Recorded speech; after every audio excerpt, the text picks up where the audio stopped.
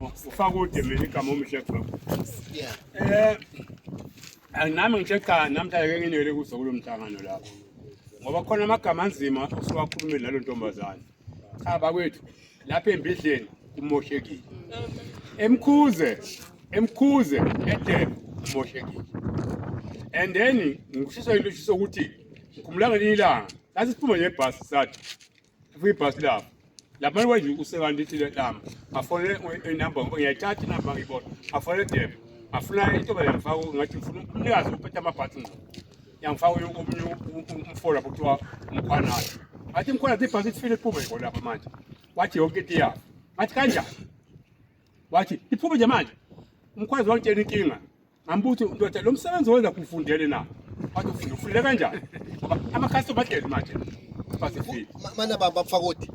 Umkhwanasi othi wena uyi-client noma uyi-customer uthi wena ibhasi lifile uthi umkhwanasi impendulo yakhe kuwe yonke into yafu uphendula wena uyilunga lomphakathi uyi-customer uthi yonke into yafu saqabana naye bese sona kafuna Mangele uma ngisuka lapha engitheli khona ngisebhasini athi Mangele lokho kuthiwa uyinkinga lapha elukhulu bakangasaqali lokho uyinkinga lapha lokufona njalo lapha ngithi Mangele akwazi ibhasi wathi khona sefile mina ngisebenze kwi-tourism iminyaka over 30 years driver imoto zama-tourist i-client iyona efaka imali ukuze inkampani ikhuphuke mina ngifaka imali ebhasini wena ibhasi nje ethi lifile ngathi mina ngicela inamba yomphathi ophethe amabhasi abafunda that's why laba bantu abalaphana basebenza ngani ukuthi uMangele wasemtuba umkhonazi wasemtuba